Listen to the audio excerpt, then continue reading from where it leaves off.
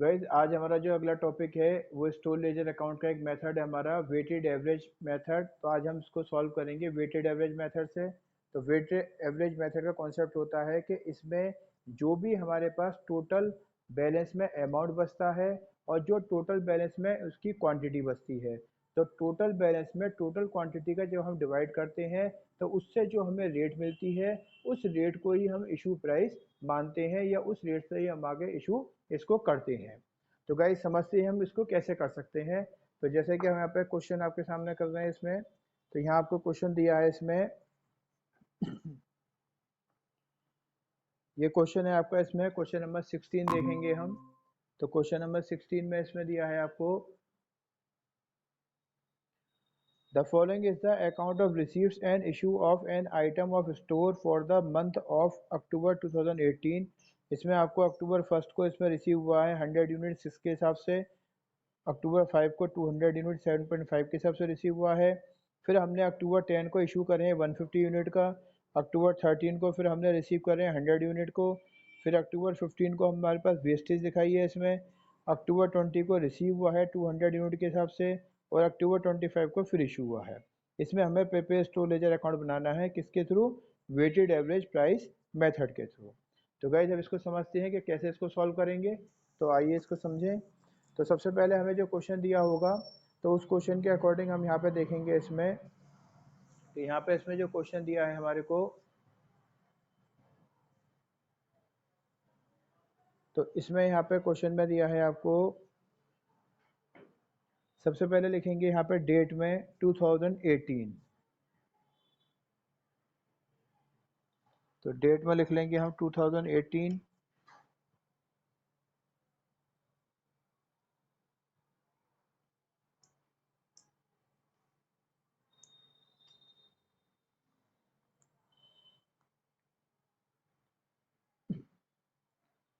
अब 2018 में इसने यहाँ पे आपको दिया है सबसे पहले अक्टूबर 1 को। तो यहाँ पे लिखेंगे हम लोग 1 अक्टूबर को।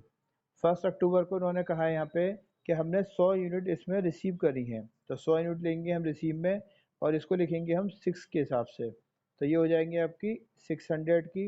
अब इशू में हम डैश कर देंगे और बैलेंस में भी बचेगा ये 100 6 के हिसाब से 600 का। फिर 1 अक्टूबर के बाद आपको अपने 5 अक्टूबर को इन्होंने दोबारा से इसमें परचेज़ किया है। तो 5 अक्टूबर को जो परचेज़ किया है इन्होंने वो किया है इसमें 200 के हिसाब से 7.50, और ये हो जाएगा कितना आपका 1500।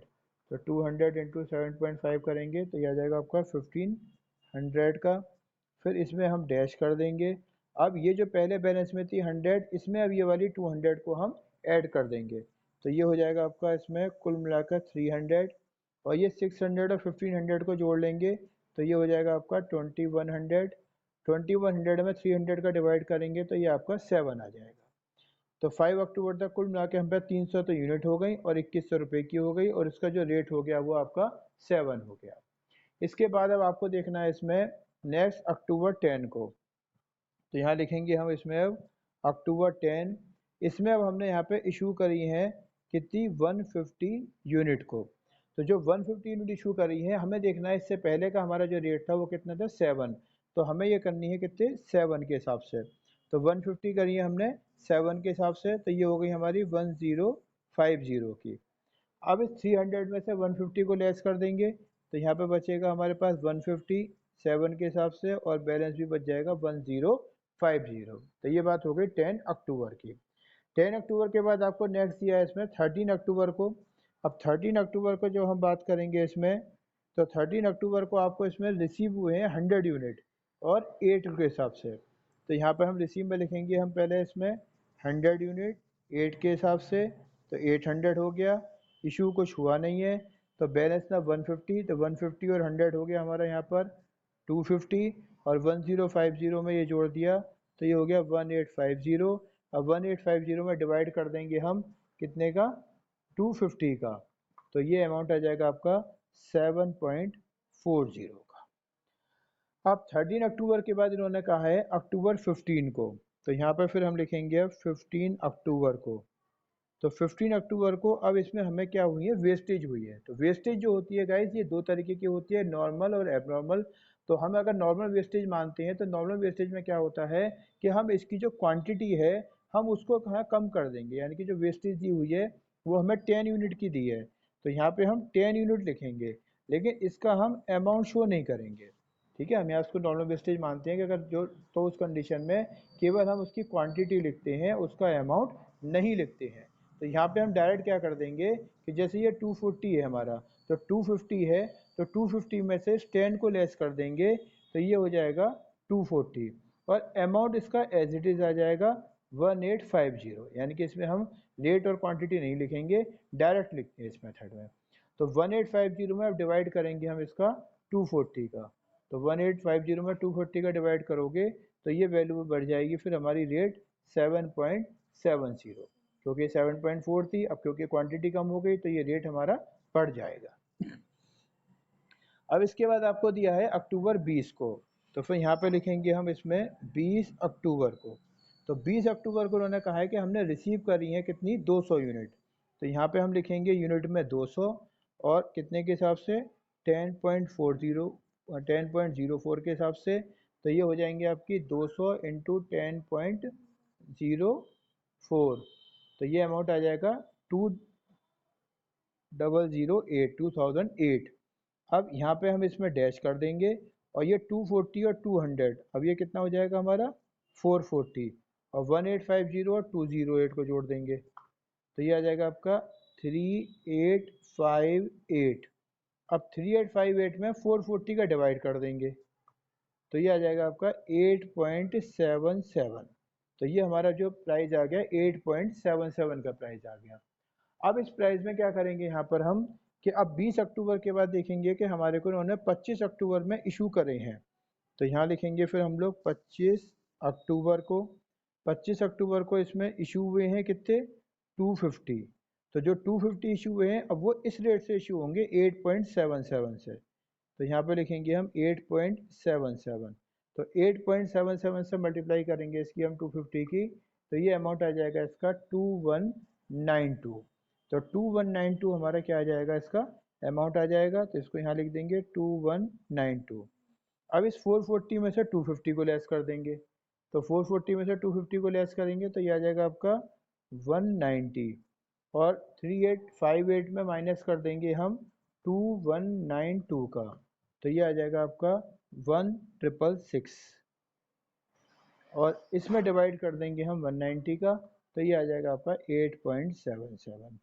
तो इसका मतलब ये हो गया कि अब हमारे पास जो अक्टूबर 25 को बैलेंस बचा वो यूनिट में तो हुआ 190, अमाउंट में हुआ 1.77, और रेट में और अमाउंट हो गया इसका टोटल 1666 का।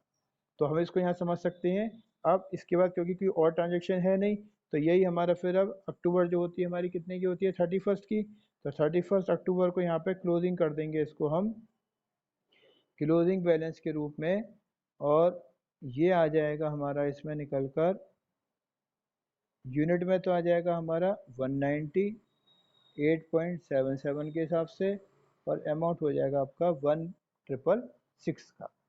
तो गाइज ये आपका क्वेश्चन कंप्लीट हो जाता है, जो हमने आपको एक एग्जांपल लिया, क्वेश्चन आपके सामने है उसके अकॉर्डिंग आपको हमने समझाया। तो इसके अकॉर्डिंग अगर हम देखें तो यहाँ पर ये कंडीशन आ जाती है कि सबसे पहले हमने इसको स्टोर लेजर अकाउंट बनाया, बाई फीफो एवरेज मेथड से हम इसको बाई वेटेड एवरेज मेथड से इसको हम सॉल्व कर रहे हैं। इसका फॉर्मेट होता है date, receive oblique purchase, issue oblique sale, balance, और इनके तीन तीन कॉलम होते हैं, quantity rate amount, quantity rate amount, quantity rate amount, और फिर डेट। अब डेट वाइज हमें चलना होता है, सबसे पहले अक्टूबर 1 को इन्होंने 100 यूनिट को परचेज किया, 6 के हिसाब से 600 हुआ, यही हमारा बैलेंस हो गया 100, 6 और 600। फिर अक्टूबर 1 के बाद 5 अक्टूबर को इन्होंने 200 यूनिट को परचेज किया 7.5 के हिसाब से, ये 1500 का हुआ। अब ये 100 और 200 हो गए 300, 600 और 1500 हो गए 2100। अब इस 2100 में 300 का डिवाइड करा तो ये इसकी रेट आ गई। फिर 10 अक्टूबर को आपने 150 यूनिट को क्या किया इशू किया, तो इशू करने के लिए अब जो रेट लेंगे वो जो हमारा क्लोजिंग बैलेंस की जो रेट है वो लेंगे, तो वो 7 हो गई, तो 7 ले लिया यहाँ पर, तो ये अमाउंट हो गया 1050, इसकी इसमें मल्टीप्लाई कर दी। फिर 300 में से 150 को लेस करा तो 150 आया, 2100 में से 1050 को लेस करा तो 1050 आया, इसमें इसका डिवाइड कर दिया तो ये 7 आ गया। फिर इसके बाद 13 अक्टूबर को हमने 100 यूनिट और परचेज करनी है 8 के हिसाब से, ये 800 की हो गई। अब 150 और 100 करेंगे तो 250 आएगा, और 1050 में 800 जोड़ा तो 1850 आया। फिर इसमें इसका डिवाइड कर दिया तो ये इसकी रेट आ गई।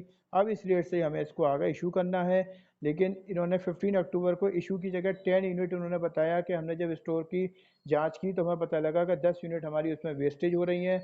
हमने इसको नॉर्मल वेस्ट माना और इस वजह से इसकी केवल यूनिट को ही कम किया, अमाउंट को हमने कम नहीं किया। तो केवल 250 में से 10 को लेस किया तो 240 आ गया। 1850 में से हमने 240 का डिवाइड करा तो ये 7.70 इसकी रेट आ गई। जो पहले 7.40 थी अब वो 7.70 हो गई। इसके बाद 20 अक्टूबर को फिर हमने और रिसीव करे 200, 10.04 के हिसाब से ये 2008 के हो गए।